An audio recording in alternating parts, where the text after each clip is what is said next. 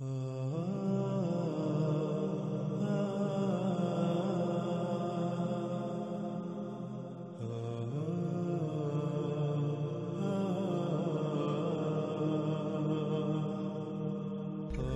ہم بات کر رہے ہیں دابۃ الارض کے موضوع پر، جو کہ سب سے بڑی اور آخری علامات و اشراط الساعۃ میں سے ایک ہے۔ گزشتہ ایک ساتھ میں قرآن سے یہ بات بالکل کھل کر واضح ہو چکی ہے کہ دابہ کہتے ہیں حرکت کرنے والی مخلوقات کو جو تیر کر، رینگ کر، چل کر یا اڑ کر حرکت کرتی ہیں۔ اور پھر ہم یہ بھی جان چکے ہیں کہ اللہ سبحانہ و تعالی نے اپنا سارے کا سارا دابہ یعنی ایسی مخلوقات پانی سے خلق کی جو تیر کر، رینگ کر، چل کر یا اڑ کر حرکت کرتی ہیں، اور اس کے برعکس قرب قیام الساعۃ انسان کا دابہ یعنی انسان کی خلق کردہ ایسی مخلوقات جو تیر کر، رینگ کر، چل کر یا اڑ کر حرکت کریں گی وہ پانی سے نہیں بلکہ ارض سے وجود میں آنا تھی، جو کہ آج پوری دنیا میں دندناتی پھر رہی ہیں۔ انسان کا ارض سے وجود میں آنے والا دابہ پوری دنیا میں آج دندناتا پھر رہا ہے۔ ناظرین، اس سے پہلے کہ ہم اس موضوع پر محمد رسول اللہ علیہ السلام کے الفاظ کی روشنی میں بات کریں، ہم آتے ہیں قرآن سے ہی دابۃ الارض کے دوسرے پہلو کی طرف۔ تو ناظرین، کچھ سوالات ہیں، مثلا دابۃ الارض کب ظاہر ہوگا؟ اس کے وجود میں آنے کی وجہ کیا ہوگی؟ آخر وہ قرب قیام الساعۃ ہی کیوں وجود میں آئے گا، اس سے پہلے کیوں نہیں؟ تو ان سوالات سمیت ایسے باقی جتنے بھی سوالات ہیں، ان کا جواب اللہ سبحانہ و تعالی نے قرآن میں صراحت کے ساتھ دے دیا، جیسا کہ آپ سورہ نمل آیت نمبر 82 کو سکرین پر دیکھ رہے ہیں۔ اس میں اللہ سبحانہ و تعالی کہتے ہیں، اور جب واقع ہو گیا ان پر قول یعنی جو کہا گیا تھا، تب نکالیں گے ہم ان کا یعنی انسانوں کا دابہ زمین سے، ارض سے۔ وہ اپنے عوامل کے ذریعے ان سے کلام کرے گا، اس میں کچھ شک نہیں کہ الناس تھے ہماری آیات کے ساتھ نہیں یقین کرنے والے۔ تو ناظرین، سب سے پہلا سوال کہ دابۃ الارض کب نکلے گا؟ ناظرین، یہ کیسا سوال ہے؟ اگر اس سوال کا جواب مل جائے یعنی یہ پتا چل جائے کہ دابۃ الارض کب نکلے گا، تو یہ اس سوال کا جواب جو ہے وہ دابۃ الارض کی نشاندہی اور اس کی پہچان کے لیے انتہائی اہم کردار ادا کرتا ہے۔ یعنی مثال کے طور پر اگر کوئی یہ کہتا ہے کہ دابۃ الارض نکل چکا، تو یہ دیکھا جائے کہ اللہ سبحانہ وتعالی نے جو قرآن میں کہا یعنی کہ دابہ کب نکلے گا، اگر اللہ سبحانہ وتعالی قرآن میں اس کا جواب دیتے ہیں اور بالکل ویسا ہو چکا تو پھر لا محالہ دابہ نکل چکا، اور اگر ویسا نہیں ہوا تو پھر دابہ نہیں نکلا۔ تو ناظرین، سوال یہ ہے کہ دابۃ الارض کب نکلے گا؟ اس کا جواب اللہ سبحانہ وتعالی قرآن میں یوں دیتے ہیں، وَإِذَا وَقَعَ الْقَوْلُ عَلَيْهِمْ أَخْرَجْنَا لَهُمُ دَّابَّةً مِنَ الْأَرْضِ۔ یعنی اللہ سبحانہ تعالیٰ اس سوال کا جواب کیا دیتے ہیں؟ اور جب واقع ہوگا قول ان پر یعنی انسانوں پر، تب نکالیں گے ان کا دابہ۔ یعنی دابۃ الارض نے تب نکلنا ہے، تب نکلنا تھا جب اللہ کا قول واقع ہونا تھا، یعنی جو اللہ نے کہا اس نے واقع ہونا تھا انسانوں پر۔ ناظرین، اللہ سبحانہ و تعالی نے بالکل واضح کر دیا کہ جب ان پر یعنی انسانوں پر اللہ کا قول واقع ہوگا تب دابۃ الارض نکلے گا۔ اب سوال یہ پیدا ہوتا ہے کہ آخر وہ قول کیا ہے جس کا واقع ہونا دابۃ الارض کا نکلنا ہے؟ تو ناظرین، اس کا جواب بھی پورے قرآن میں جگہ جگہ موجود ہے، جیسا کہ آپ سکرین پر سورہ آل عمران کی آیت نمبر 62 دیکھ رہے ہیں، وَمَا مِنْ إِلَٰهٍ إِلَّا اللَّهُ۔ سورہ ہود آیت نمبر 26، لَا تَعْبُدُوا إِلَّا اللَّهُ۔ سورہ صفات آیت نمبر 4، إِنَّ إِلَٰهُكُمْ لَوَاحِدٌ۔ سورہ صفات آیت نمبر 35، لَا إِلَٰهَ إِلَّا اللَّهُ۔ سورہ الاحقاف آیت نمبر 21، أَلَّا تَعْبُدُوا إِلَّا اللَّهُ۔ سورہ محمد آیت نمبر 19، فَاعْلَمْ أَنَّهُ لَا إِلَٰهَ إِلَّا اللَّهُ۔ تو ناظرین آپ نے یہ آیات دیکھی، ان کے علاوہ بھی قرآن میں درجنوں ایسی آیات موجود ہیں جن میں اللہ سبحانہ وتعالی نے بار بار یہی کہا کہ لا الہ الا اللہ، لا الہ الا اللہ۔ ناظرین ان آیات کے تراجم جو کیے جاتے ہیں ان کا مفہوم کچھ یوں ہے کہ اللہ کے علاوہ کوئی معبود نہیں۔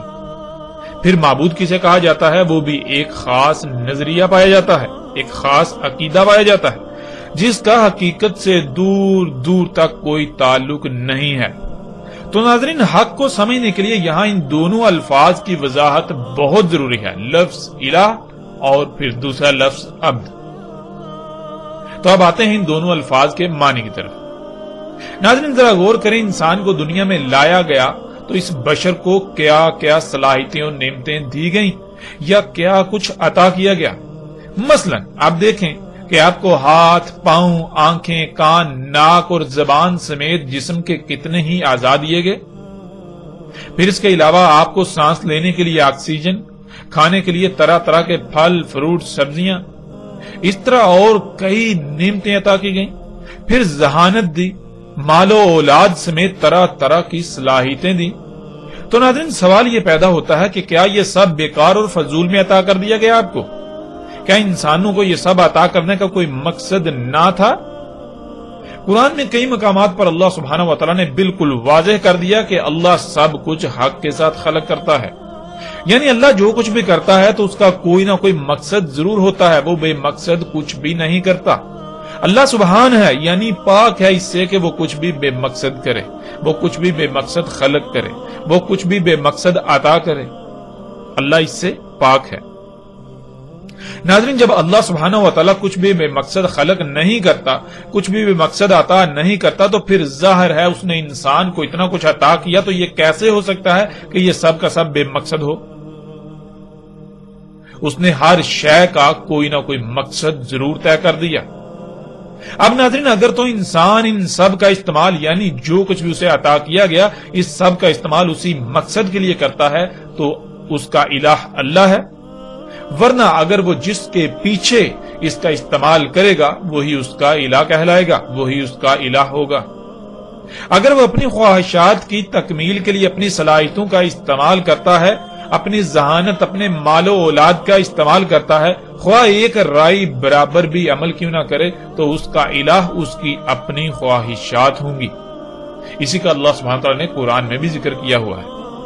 اگر وہ دنیاوی مال و متاع کے پیچھے اپنی صلاحیتوں کا استعمال کرتا ہے تو اس کا الہ دنیاوی مال و متاع، جسے اللہ سبحانہ وتعالی نے قرآن میں بار بار شیطان قرار دیا، یعنی اس کا الہ شیطان ہوگا۔ اس طرح ناظرین آپ جس کے پیچھے اس کا استعمال کریں گے وہی آپ کا الہ ہوگا، اور آپ اس کے پیچھے اللہ کی عطا کردہ نعمتوں، صلاحیتوں، ذہانت، مال و اولاد کا استعمال، یہ اس کی عبادت کہلائے گی۔ لفظ عبد کہتے ہیں غلامی کرنے کو، یعنی جو کچھ آپ کے پاس ہو، جو کچھ آپ کو عطا کیا گیا ہو، جو آپ کے پاس صلاحیتیں ہوں، جو آپ میں صلاحیتیں ہوں، جس کے پیچھے ان کا استعمال کرنا، یہ اس شے کی غلامی کرنا کہلاتا ہے۔ اور ایسا کرنے والا غلام، جسے عربی میں عبد کہتے ہیں، عبد، غلام، عابدو، غلامی کر رہا ہے، یعنی جو اس کے پاس ہے، جو اس کے پاس صلاحیتیں ہیں، جو اس کو عطا کیا گیا، وہ اس کا کسی کے پیچھے، کسی کے کہے کے مطابق استعمال کر رہا ہے۔ ناظرین یہ تھا اللہ کا قول جس نے واقع ہونا تھا کہ لا الہ الا اللہ، یعنی نہیں الہ مگر اللہ۔ اور ناظرین آپ قرآن میں غور کریں تو آپ کو پتا چلے گا کہ جتنے بھی رسول اللہ سبحانہ وتعالی نے بھیجے، کوئی ایک بھی اللہ کا نبی یا رسول ایسا نہیں جس کی یہی دعوت نہ ہو۔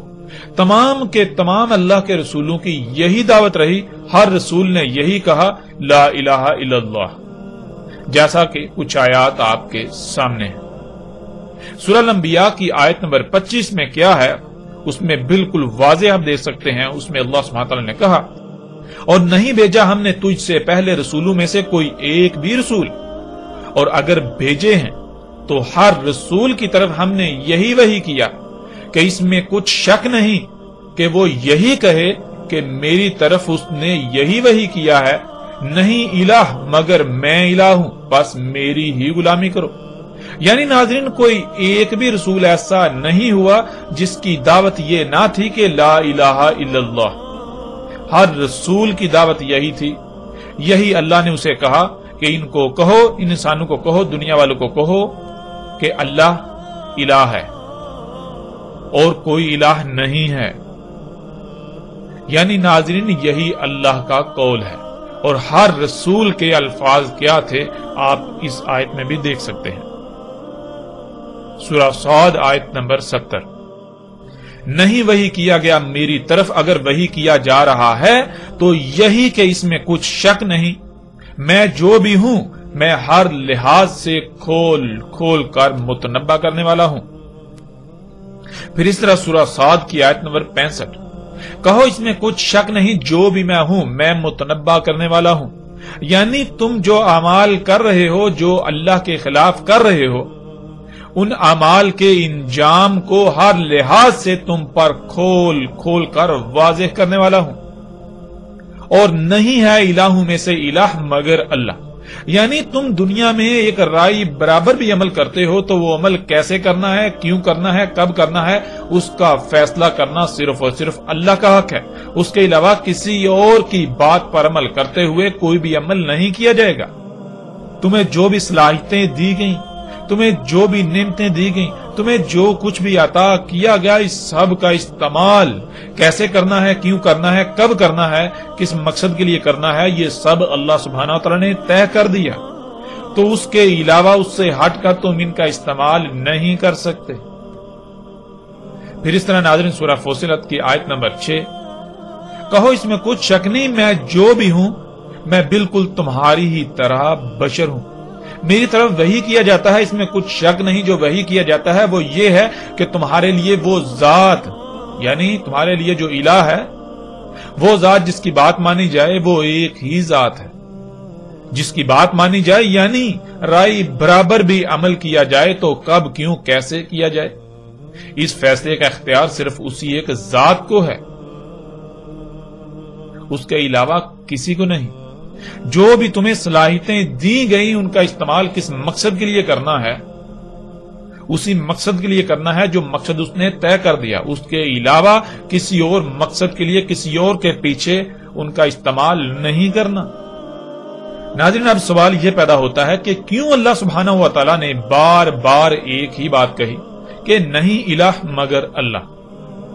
اور آپ نے یہ بھی دیکھ لیا کہ ہر رسول کی بھی یہی دعوت رہی کہ لا الہ الا اللہ، یہ تھا اللہ کا قول۔ لیکن اب سوال یہ پیدا ہوتا ہے کہ اللہ نے ایسا کیوں کہا؟ کیوں نہیں ہے الہ مگر اللہ؟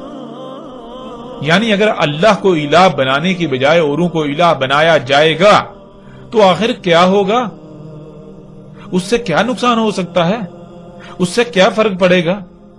آخر کیوں منع کیا جا رہا ہے، کیوں روکا جا رہا ہے؟ تو اس سوال کا جواب بھی اللہ سبحانہ و تعالی نے قرآن میں بہت ہی صراحت کے ساتھ دے دیا، جیسا کہ آپ آیت سکرین پر دیکھ رہے ہیں۔ سورہ رحمان کی آیت نمبر 7 میں اللہ سبحانہ و تعالی کہتے ہیں وَوَضَعَ الْمِيزَانَ، اور وضع کر دیا میزان۔ ناظرین، گزشتہ ایک ساتھ میں تفصیل کے ساتھ اس پر بات ہو چکی کہ میزان وضع کرنا کیا ہے۔ اللہ سبحانہ و تعالی نے زمین و آسمانوں میں جو کچھ بھی خلق کیا ہے، تمام کی تمام مخلوقات کو کسی نہ کسی مقصد کے لیے خلق کیا، اور ہر مخلوق کا کوئی نہ کوئی مقام طے کر دیا، اور پھر تمام مخلوقات کو ان کے مقامات پر قائم کر دیا، جس سے ایک بہترین اور پیچیدہ ترین توازن قائم ہو گیا، میزان وضع ہو گیا۔ یعنی زمین و آسمانوں کی مثال بالکل آپ کے جسم کی سی ہے۔ جیسے آپ کا جسم لا تعداد مخلوقات کا مجموعہ ہے، آپ کے جسم کا کچھ حصہ ظاہر اور کچھ چھپا ہوا پوشیدہ ہے، یعنی جسے عربی میں غیب کہتے ہیں، بالکل یہی مثال زمین و آسمانوں اور ان میں موجود تمام مخلوقات کی۔ جیسے آپ کے جسم کے تمام اعضاء کا کوئی نہ کوئی مقصد ضرور ہے اور وہ اپنے اپنے مقام پر قائم ہے، جس سے نہ صرف آپ کا وجود ہے بلکہ ایک میزان یعنی توازن قائم ہو گیا۔ جب تک تمام کے تمام اعضاء اپنے اپنے مقام پر رہتے ہوئے اپنی اپنی ذمہ داری کو پورا کریں گے، جس مقصد کے لیے ان کو وجود دیا گیا اس مقصد کو پورا کریں گے، تب تک جسم میں توازن برقرار رہے گا، میزان برقرار رہے گا۔ ورنہ اگر کوئی ایک بھی عضو اپنے مقام سے ہٹتا ہے، اس میں کوئی تبدیلی ہوتی ہے یا وہ اپنے مقصد کو پورا کرنے میں کوئی کمی یا کوتاہی کرتا ہے، تو جسم میں قائم توازن بگڑ جائے گا، جس سے جسم میں خرابیاں ہوں گی، جنہیں آپ بیماریوں کا نام دیتے ہیں، جن کا انجام بالآخر ایک بڑی تباہی یعنی موت کی صورت میں ظاہر ہوتا ہے۔ ناظرین، بالکل یہی مثال زمین و آسمانوں اور جو کچھ بھی ان میں موجود ہے ان سب کی ہے۔ اللہ سبحانہ و تعالیٰ نے ان میں میزان قائم کر دیا، اور پھر اللہ سبحانہ و تعالیٰ نے سورہ الانبیاء کی آیت نمبر 22 میں یوں کہا، اگر تھے آسمانوں اور زمین میں اللہ کے علاوہ الہ، تو آسمانوں اور زمینوں میں سب کچھ درہم برہم ہو گیا۔ یعنی آسمانوں اور زمینوں میں اللہ نے تمام مخلوقات کو کسی نہ کسی مقصد کے لیے خلق کیا ہے، اور سب کو ان کے مقامات پر ان کی ذمہ داری پر لگا دیا۔ اب تمہیں جو صلاحیتیں دی گئیں یا جو کچھ بھی تمہیں عطا کیا گیا، سب کا اللہ نے مقام طے کر دیا، اللہ نے سب کا ہر شے کا مقصد طے کر دیا۔ اگر تم ان کا استعمال یا انہیں اللہ کے طے کردہ مقام سے ہٹاؤ گے تو آسمانوں اور زمینوں میں سب بگڑ جائے گا، آسمانوں اور زمینوں میں بگاڑ ہو کر سب کچھ تباہیوں کا شکار ہو جائے گا۔ ناظرین، یہی وہ وجہ تھی جس وجہ سے اللہ سبحانہ و تعالیٰ نے کہا کہ کوئی ایک بھی رسول نہیں بھیجا، اگر بھیجے یعنی جتنے بھی رسول بھیجے تو ہر ایک کو یہی وحی کیا کہ ان کو کہو لا الہ الا اللہ۔ کیوں ایسا کہا؟ اس لیے کہ اگر اللہ کو الہ نہیں بناؤ گے، اوروں کو الہ بناؤ گے، تو زمین و آسمانوں میں اللہ کا قائم کردہ توازن بگڑ جائے گا، یوں سب کچھ درہم برہم ہو جائے گا۔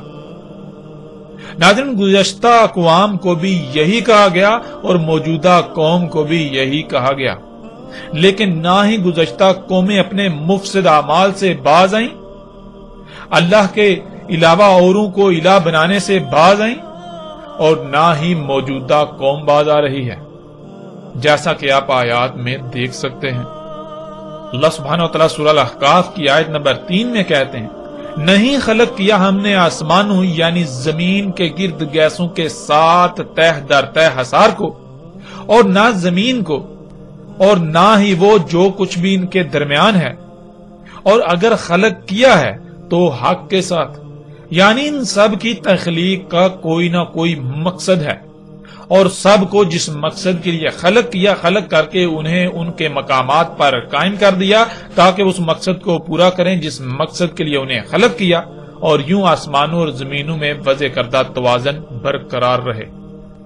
اور اگر ان میں سے کسی ایک بھی مخلوق کو اس کے مقام سے ہٹایا جائے گا تو آسمانوں اور زمینوں میں بگاڑ پیدا ہوگا اور نتیجتاً تباہیاں آئیں گی، کیونکہ ہم نے ہر عمل کا رد عمل بھی خلق کیا ہے، اور وہ لوگ جو اس دعوت کو، ان باتوں کو تسلیم کرنے سے عملاً انکار کر رہے ہیں، ان کو ان کے ایسے اعمال سے متنبہ کیا جاتا ہے، اور وہ اس متنبہ کرنے کے باوجود، ان حقائق کو سامنے آنے کے باوجود، ہر لحاظ سے کھل جانے کے باوجود کوئی اہمیت نہیں دیتے، ان حقائق کو نظر انداز کرتے ہیں۔ ناظرین، یہ تھا اللہ کا قول کہ لا الہ الا اللہ، اور اگر تھے آسمانوں اور زمینوں میں اللہ کے علاوہ اور الہ، تو پھر کیا ہوتا؟ تو آسمانوں اور زمینوں میں سب کچھ درہم برہم ہو گیا، ان میں فساد ہو گیا، پھر طرح طرح کی بیماریاں، مصیبتیں، تکالیف، تباہیاں، آندیاں، طوفان، زلزلے، انسانوں کا تقسیم در تقسیم ہو کر ایک دوسرے کی گردنیں مارنا، جنگ و جدل، نفرتیں، دشمنیاں، کیا یہ سب نہیں ہو گیا؟ یہ سب ہو گیا۔ یعنی ناظرین، اللہ سبحانہ و تعالی نے کہا کہ اگر تم ان تمام اشیاء کو جو تمہیں دی گئیں جو کچھ بھی تمہیں عطا کیا گیا، جو کچھ بھی زمین و آسمانوں میں ہے، اگر انہیں ان کے مقامات پر نہیں رکھتے جو مقام اللہ نے تجویز کر دیا، بلکہ اللہ کے علاوہ کسی دوسرے کی مرضی کے مقام پر ان اشیاء کو، ان سب کو رکھتے ہو، ان میں سے کسی کو بھی رکھتے ہو، اپنی صلاحیتوں کا استعمال کرتے ہو، تو پھر یہ بات پہلے سے طے شدہ ہے کہ پھر سمجھ لو کہ ایسا ہو چکا، زمین و آسمانوں میں سب کچھ بگڑ چکا، تم طرح طرح کی بیماریوں، تباہیوں اور ذلتوں کا شکار ہو چکے، اور بالآخر تمہارا وجود مٹ جائے گا، جیسے تم سے پہلے جو قومیں زمین پر آباد تھیں ان کا وجود مٹ چکا۔ ناظرین، اللہ سبحانہ و تعالیٰ نے قرآن میں جگہ جگہ اس بات کی وضاحت کر دی کہ اللہ سبحانہ و تعالیٰ نے زمین و آسمانوں میں میزان قائم کیا، ہر سطح پر توازن قائم کر دیا۔ یہ کائنات بالکل ایک مشین کی مانند ہے۔ اس کی مثال انسانی جسم کسی ہے، اگر اس کائنات میں کسی ایک بھی مخلوق کو اس کے مقام سے ہٹایا جائے گا تو نتیجتاً فساد ہوگا، اور بالآخر وہ فساد طرح طرح کی تباہیوں کی صورت میں ظاہر ہوگا۔ اس لیے اللہ سبحانہ و تعالیٰ نے بار بار یہی حکم دیا کہ لا الہ الا اللہ، کیونکہ اللہ سبحانہ و تعالیٰ نے اس کائنات کو ایسے خلق کیا کہ اگر انسان اپنی حدود سے باہر نکلتا ہے، اپنی حدود سے تجاوز کرتا ہے، تو لامحالہ حادثاتی طور پر اس کے سامنے وہ قوانین کھلتے جائیں گے، وہ مخلوقات اس پر ظاہر ہوتی جائیں گی جو انسان سے چھپا دیے گئے، اور انسان ان متشابہات کے پیچھے بڑھتے ہوئے اس مقام پر پہنچ جائے گا جہاں سے واپسی ناممکن ہوگی، جیسا کہ آج انسان جس مقام پر پہنچ چکا ہے۔ جیسے کہ ماضی میں 6 قومیں اس کا شکار ہو چکی، اور موجودہ قوم، دنیا میں آباد موجودہ انسان بھی اس مقام پر پہنچ چکے۔ ناظرین، یہ تھا وہ اللہ کا قول، اور قول کا واقع ہونا کیا تھا؟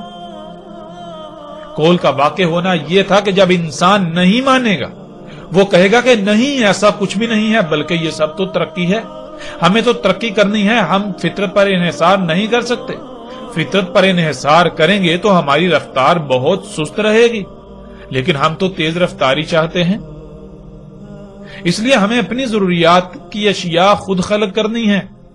تو جب وہ ایسا کرنا شروع کرے گا، فطرت میں مداخلت شروع کرے گا، تو پھر قول واقع ہو جائے گا، یعنی پھر وہ سب ہوگا جس سے اللہ نے اپنے رسولوں کے ذریعے متنبہ کیا کہ زمین و آسمانوں میں خرابیاں ہوں گی، سب کچھ درہم برہم ہو جائے گا، فساد ہوگا، تباہیاں آ جائیں گی، بیماریاں، مصیبتیں، تکلیفیں، زلزلے آ جائیں گے، تمہیں ہر طرف سے گھیر لیں گے، تمہارا وجود مٹ جائے گا۔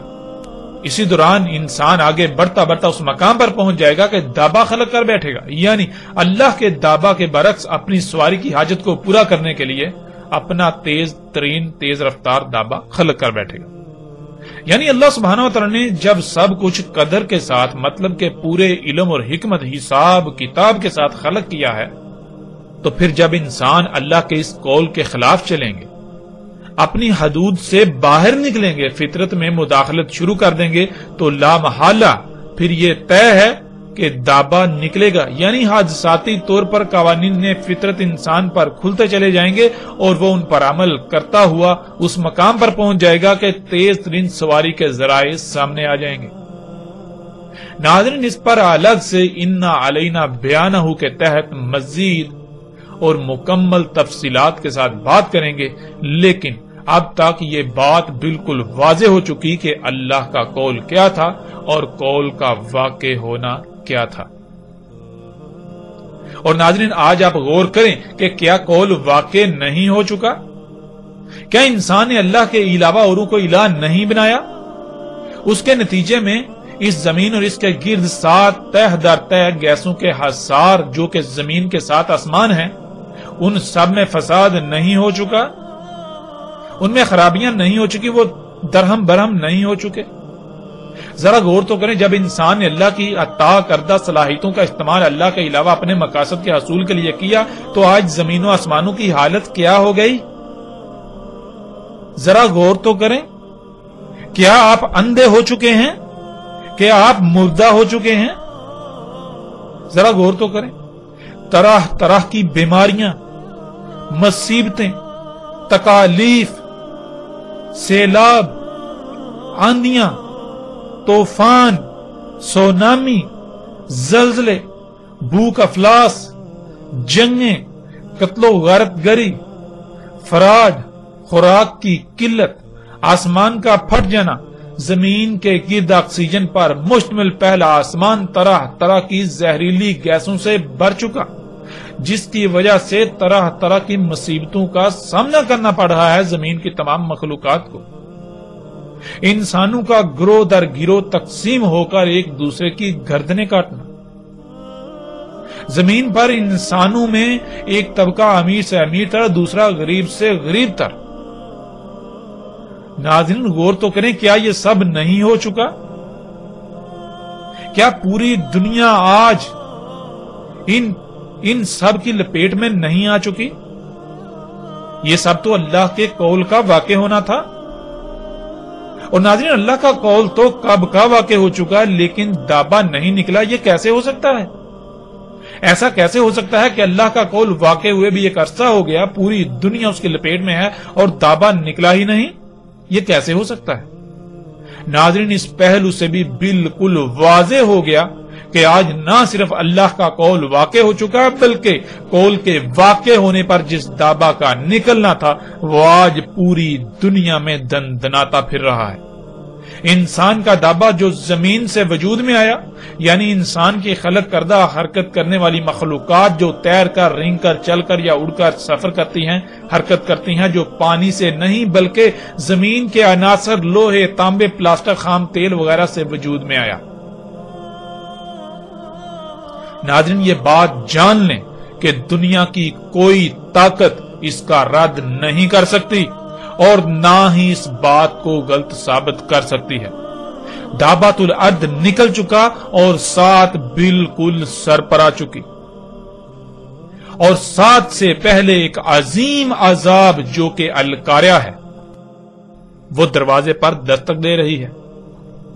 القاریہ جس کے نتیجے میں دنیا کی 70% سے زائد آبادی تباہ کن ایٹمی بموں کی نظر ہو جائے گی، اور تقریباً تمام کے تمام جدید شہر صفحہ ہستی سے مٹ جائیں گے، جس پر تفصیل سے آئندہ ایک ساتھ میں القاریہ کے موضوع کے تحت بات ہوگی۔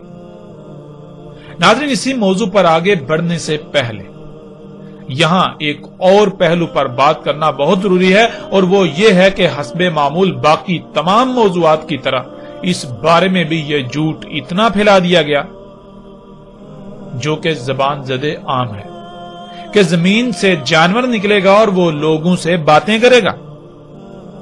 حالانکہ حقیقت کیا ہے وہ آپ کے سامنے ہے۔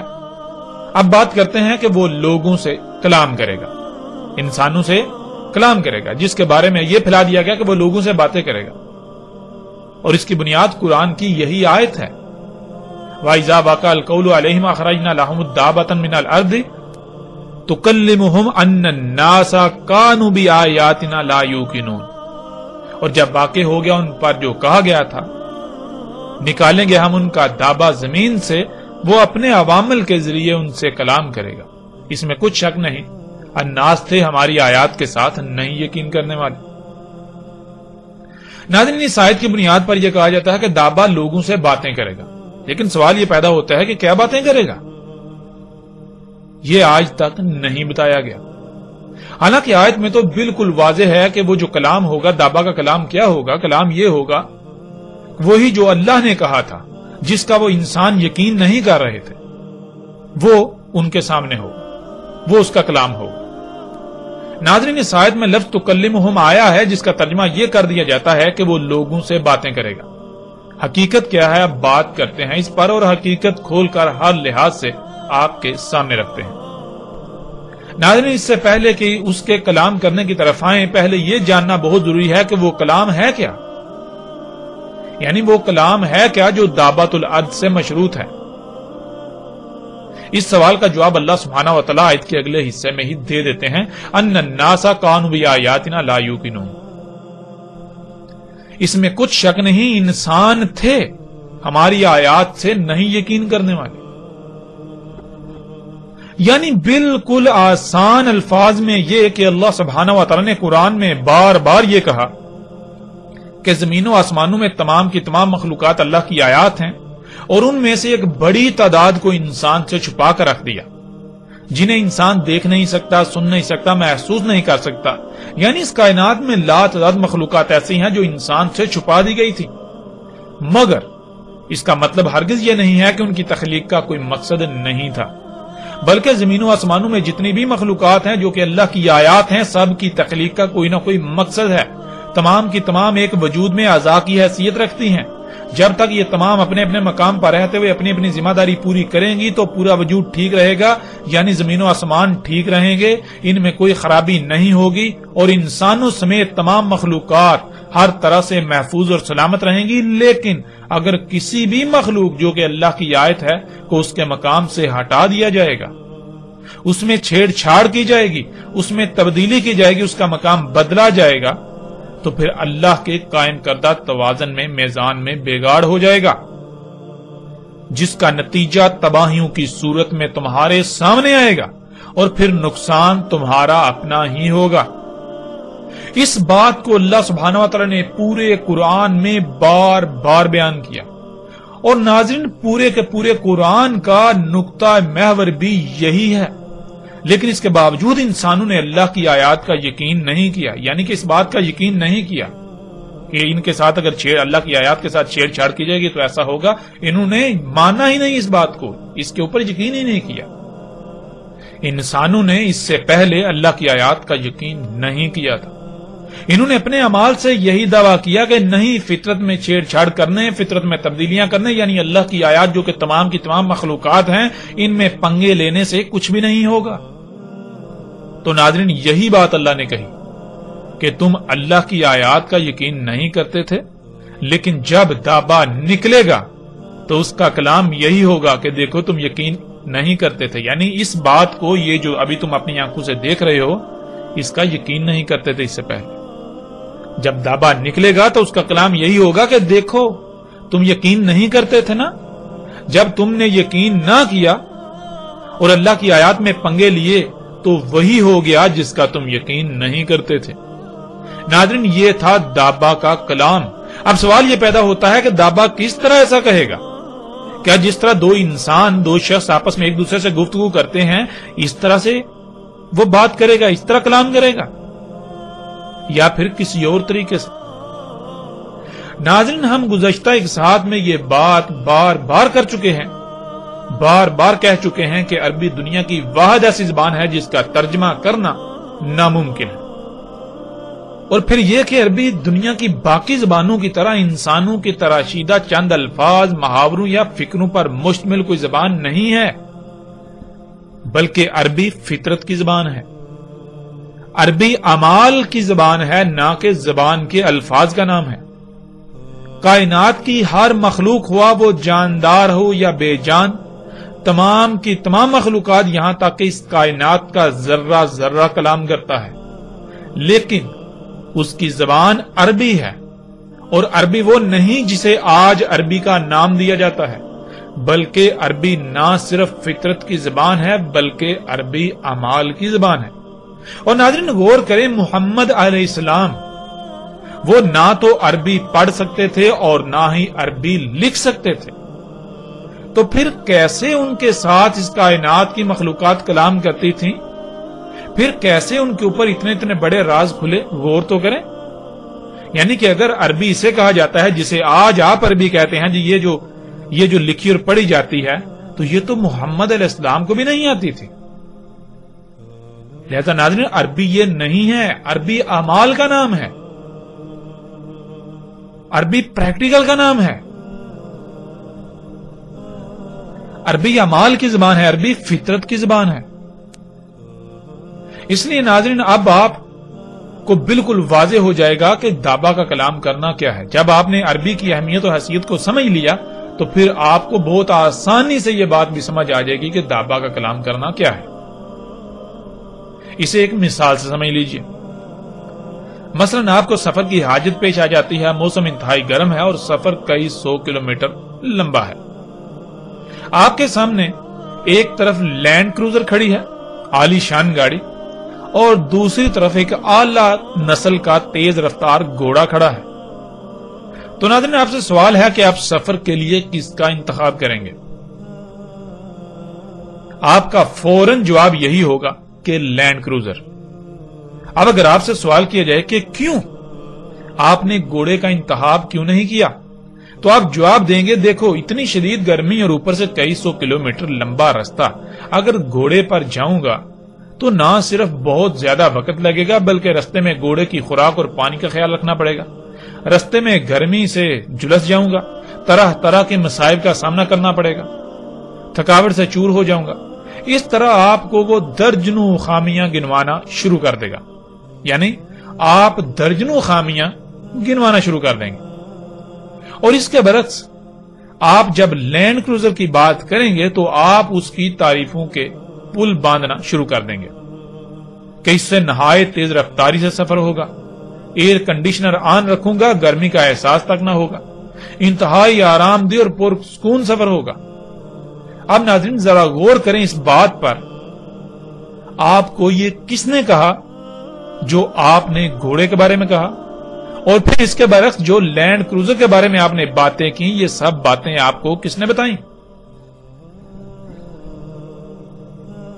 ظاہر ہے گھوڑے میں جو خامیاں اور خوبیاں ہیں وہ گھوڑے کے اعمال سے ہی پتہ چلے، یعنی گھوڑے نے آپ کو اپنے اعمال کی صورت میں اپنی خامیاں اور خوبیاں بتائیں، بالکل ایسے ہی جیسے کہ ایک گونگا شخص اشاروں سے یا اعمال کی صورت میں اپنی بات کسی دوسرے کو بتاتا ہے، وہ کلام کرتا ہے، بالکل اسی طرح یا ایسے ہی لینڈ کروزر نے آپ کو بتایا کہ مجھ میں یہ خوبیاں ہیں، میں اتنی تیز رفتاری سے سفر کرتی ہوں، مجھ میں گرمی کا توڑ ایئر کنڈیشنر موجود ہے۔ اور لینڈ کروزر نے آپ کو زبان سے نہیں بلکہ جیسے ایک گونگا شخص اپنے اعمال یا اپنی مختلف حرکتوں کے ذریعے دوسروں سے کلام کرتا ہے، انہیں اپنی بات بتاتا ہے، بالکل اسی طرح لینڈ کروزر نے یا گھوڑے نے آپ سے کلام کیا۔ یہ ہے ناظرین عربی زبان اور عربی میں کسی بھی مخلوق کا کلام کرنا۔ جب آپ کسی شے میں غور کرتے ہیں تو اس کے نتیجے میں آپ کو حاصل ہونے والا علم وہ اس مخلوق کا آپ سے کلام ہوتا ہے۔ انسانوں کا معاملہ یہ ہے، اگر ان سے پہاڑوں کو چھپا دیا جاتا، پہاڑ اللہ کے غیب میں سے ہوتے اور پھر انسانوں کو سامنے کہا جاتا کہ پہاڑ کلام کرتے ہیں، پہاڑ بتا دیتے ہیں کہ ان میں کیا کیا موجود ہے، تو انسان یہی سمجھتے کہ جیسے ہماری زبان ہے، جیسے ہم ایک دوسرے سے بات کرتے ہیں، بالکل ایسے ہی پہاڑوں کا معاملہ ہے۔ ناظرین لیکن کیا حقیقت یہی ہوتی؟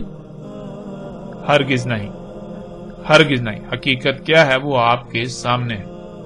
ناظرین جیسے وہ شخص جو چینی زبان نہیں سمجھتا، اس کے سامنے چینی زبان میں بات کی جائے گی تو اس کے لیے اس بات کرنے والے کی حیثیت ایسے ہی ہوگی کہ جیسے کوئی گونگا اس کے سامنے کھڑا ہے، وہ اس کی بات نہیں سمجھ سکتا۔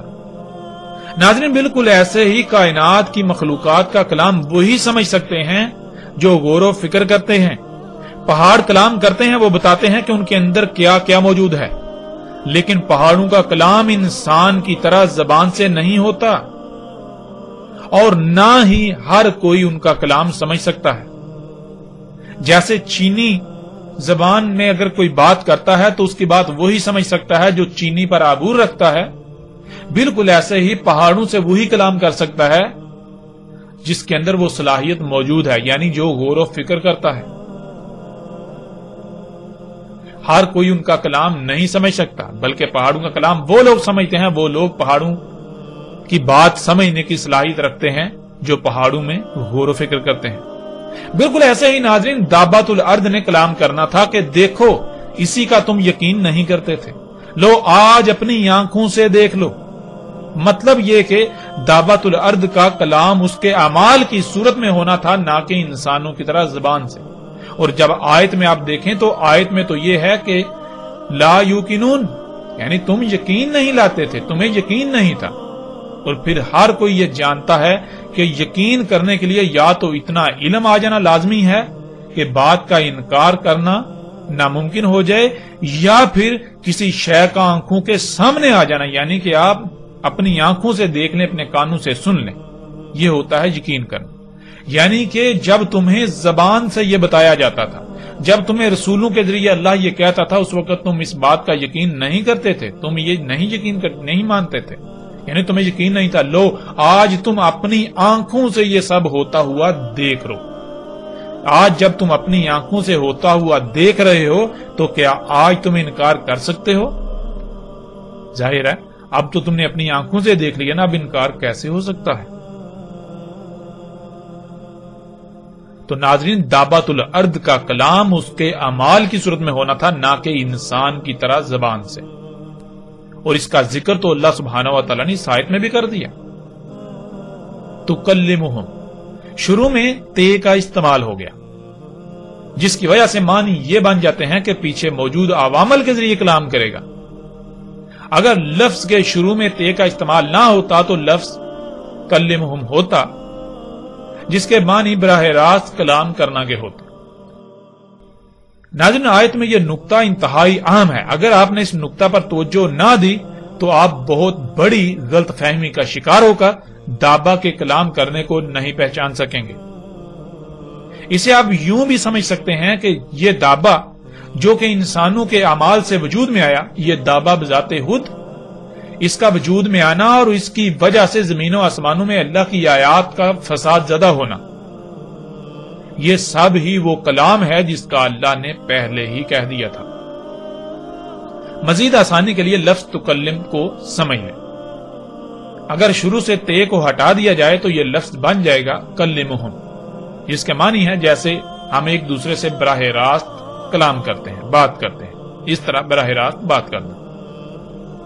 اور تکلمہم یعنی شروع میں تے کا استعمال ہو جانا، شروع میں تے کا استعمال ہو گیا تو اس کے معنی یوں بن جائیں گے، مثال کے طور پر آپ ایک گاڑی انتہائی لاپرواہی سے چلا رہے ہیں اور آپ کی یہ حرکت ہی کلام کر رہی ہے، یعنی آپ کی یہ حرکت ہی بتا رہی ہے کہ اس کا انجام کیا ہونے والا ہے، یعنی اس طرح گاڑی چلانے سے گاڑی خراب ہو جائے گی۔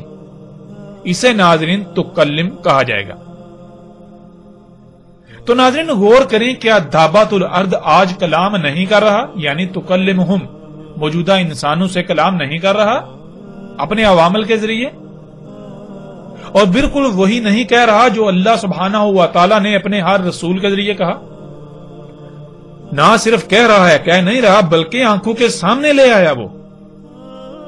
اگر دابا بھی زبان سے کہتا، جنہوں نے رسولوں کی بات پر یقین نہ کیا تو وہ دابا کی بات پر یقین کہاں کرتے؟ تو یہاں تو آیت میں تو بات کی گئی ہے یقین کرنے کی، کہ تم تب یقین نہیں کرتے تھے، لو آج تمہیں یقین ہو گیا نا۔ یعنی کہ اس وقت تو تمہیں صرف زبان سے کہا جاتا تھا، تم نے نہیں مانا، تمہیں یقین نہیں، آج تو تم اپنی آنکھوں سے دیکھ رہے ہو نا، اب کیسے جھٹلا سکتے ہو، اب کیسے انکار کر سکتے ہو؟ ناظرین علینا بیانہ میں آپ پر یہ بات مزید تفصیل کے ساتھ واضح ہو جائے گی، اور آگے چل کر آئندہ موضوعات پر بھی جب بات ہوگی آئندہ ایک ساتھ میں، تو تب بھی صراحت کے ساتھ یہ بات واضح ہو جائے گی کہ اللہ سبحانہ و تعالیٰ نے زمین و آسمانوں کو گیسوں سے خلق کیا، جسے آپ مادہ کہتے ہیں، یہ سب گیسوں کو کیمیائی عوامل سے گزار کر منجمد کیا گیا۔ ناظرین ان میں بہت سی گیسیں ایسی ہیں جو انسانوں سمیت زمین کی باقی مخلوقات کے لیے انتہائی نقصان دہ ہیں، انتہائی تباہ کن ہیں، سوائے چند ایک۔